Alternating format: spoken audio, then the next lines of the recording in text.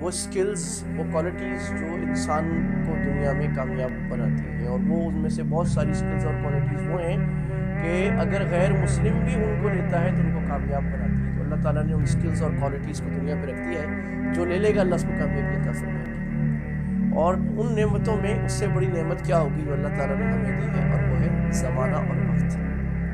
سب سے بڑی نعمت اللہ تعالیٰ کی جو ہمیں ملی ہے وہ ہے مہلت۔ جب اللہ کی مہلت ختم ہو جاتی ہے تو پھر کوئی نیک عمل بھی کام نہیں آتا۔ اب جو جنت میں ہے ساری زندگی جنت میں، اور جو جہنم میں ہے ساری زندگی جہنم میں، الا یہ کہ وہ مسلمان جو اپنے اعمال، بد اعمال، اللہ ہم سب کو بچائے، پاک کرنے کے لیے وہ نکلے گا، ورنہ اب یہ ان لمیٹڈ، تو ٹائم وڈ بی 8 انفینٹی ختم۔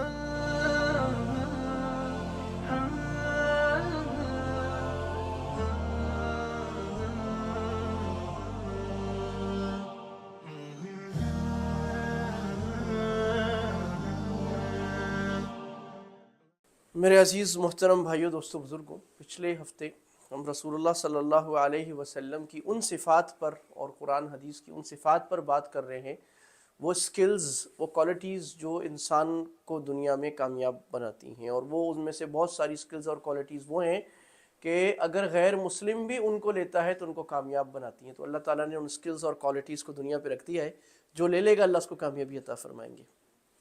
اور اگر مسلمان لے گا تو ظاہر ہے مسلمان کے ساتھ اللہ کی مدد ہے، اس کی کامیابی اور بڑھ جائے گی۔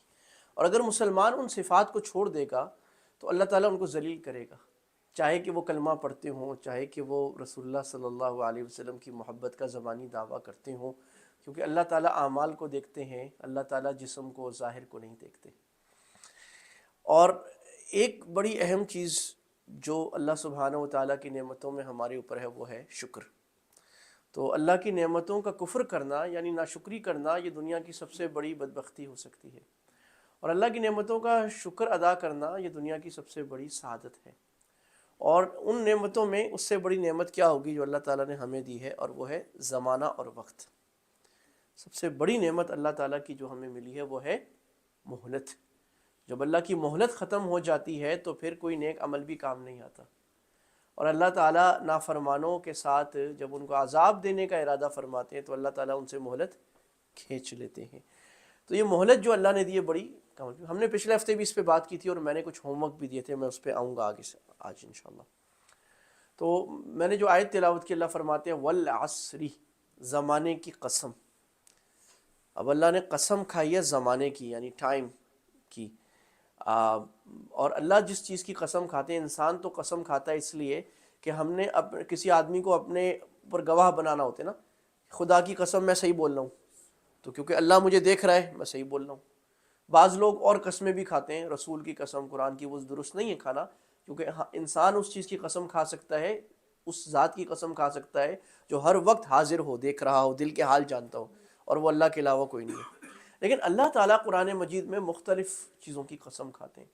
کبھی اللہ تعالیٰ فرماتے ہیں لا اقسم بہذا البلد، اس شہر مکہ کی قسم۔ کبھی اللہ تعالیٰ زمانے کی قسم کھاتے ہیں۔ کبھی اللہ اپنے نبی صلی اللہ علیہ وسلم کی قسم کھاتے ہیں۔ کبھی اللہ تعالیٰ نبی صلی اللہ علیہ وسلم کے چہرے کی قسم کھاتے ہیں۔ کبھی اللہ تعالیٰ سورج اور چاند کی قسمیں کھاتے ہیں۔ تو اللہ جب قسم کھاتا ہے تو اس کا مطلب ہوتا ہے اللہ تعالیٰ اپنی مخلوق میں ان چیزوں کو نمایاں کر رہا ہے جو بہت زیادہ اہم ہیں۔ تو یہاں اللہ تعالیٰ نے قسم کھائی ہے زمانے کی، والعصر، زمانے، بائی دا ٹائم، ان الانسان لفی خسر، اس کو ہم ہسٹری بھی کہہ سکتے ہیں۔